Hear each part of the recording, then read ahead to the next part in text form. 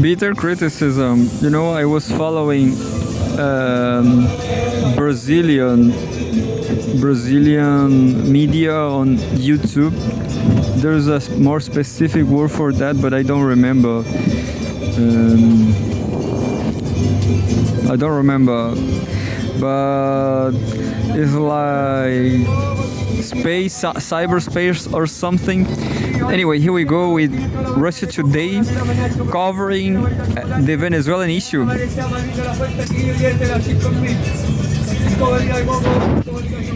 So much better. The Russia Today is so much better.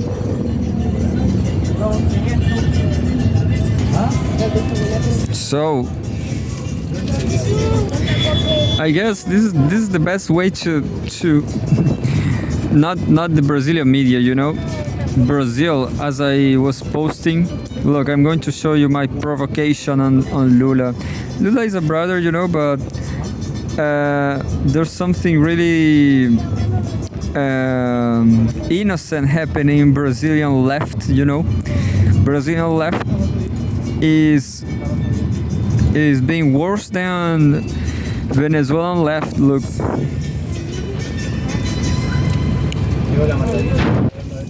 Well, this was a provocation on my Instagram, and that's my Instagram. Says, I don't believe I was a big friend of everybody. Everybody earned money with me.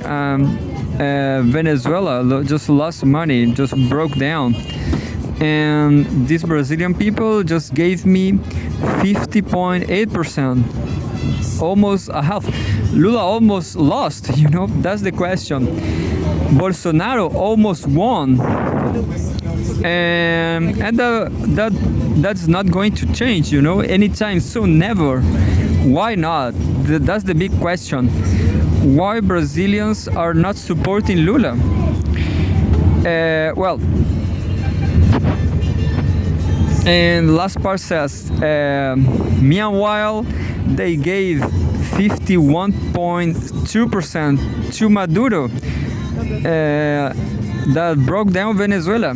But what's the reality about Venezuela and Brazil? Venezuela, just long story short, Venezuela is being under attack.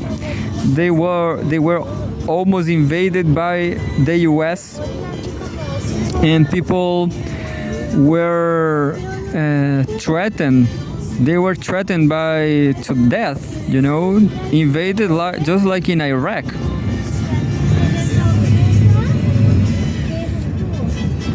Democrats are threatening. I don't remember if it was Obama. I guess it was Obama.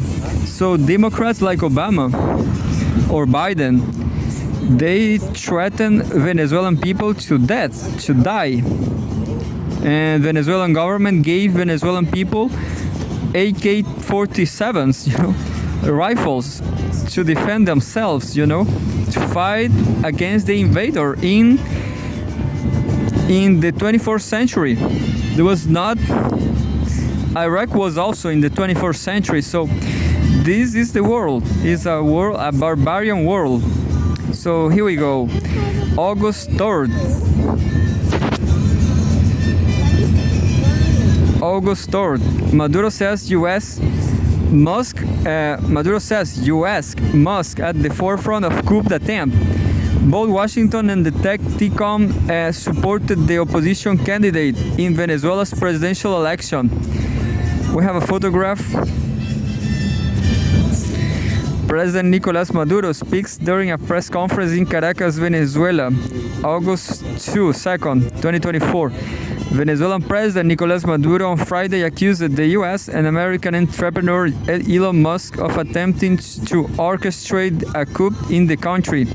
Venezuela's National Electoral Council, CNE, on Sunday declared Maduro the winner of the country's presidential election, announcing that with 80% of ballots counted, he has secured more than 51% of the vote, compared to 44% for his main rival, Edmundo González Urrutia. However, González, Western supporters including Tesla and SpaceX CEO Musk, rushed to accuse Maduro and the CNE of election fraud. Washington went as far as to officially recognize González as the winner of the election. Quote, "It is clear to the US that Edmundo González Urrutia won the most votes," Secretary of State Antony Blinken said, citing overwhelming evidence. So this guy, I guess Antony Blinken made a criticism on me because I was smoking weed, and he made a anti-narcotics comment, but I'm going to smoke with him. He will see. Anyway,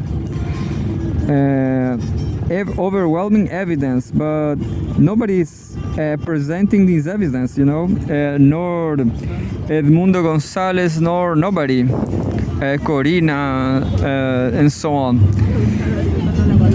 At a press conference in Caracas, Maduro lambasted Blinken, calling his attempt to declare the results of another country's election as an act of despair and a gesture uncharacteristic of U.S. diplomacy. Quote, "Will you look at that? Blinken and the U.S. State Department have our election results," Maduro said mockingly. We went on to accuse the West of attempting to destabilize Venezuela. Quote, "I denounce that the United States government, together with Elon Musk and the international fascist Argentine President Javier Milei, are at the forefront of destabilization process and a coup d'etat at this moment against the Venezuelan people and the Venezuelan democracy," Maduro stated. Earlier, during an address he made on national television, the Venezuelan president also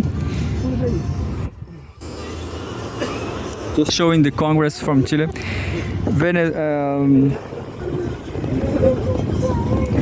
Earlier, during an address he made on national television, the Venezuelan president also issued a personal challenge to Musk to fight him. Venezuelan authorities on Friday ratified Maduro's election victory after the final ballot count revealed that he had 52% of the vote to González 33%. So it's even more and even less for González, 43. However, the opposition, along with the governments of Brazil, Colombia, and Mexico, later called for a detailed vote count to be made public to prove Maduro's win. Argentina, Costa Rica, Ecuador, Panama, Peru, and Uruguay on Friday joined the U.S. in rejecting the official election results and recognizing González and not Maduro as Venezuela's legitimate president. Terrible.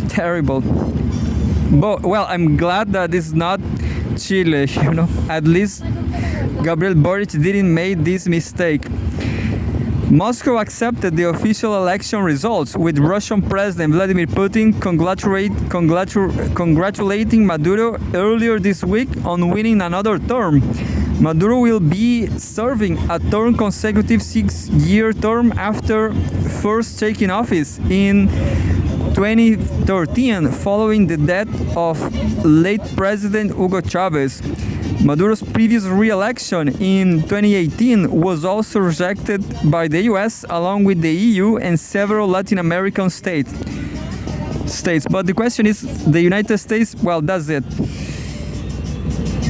The question is, the US just want oil no matter where it comes from.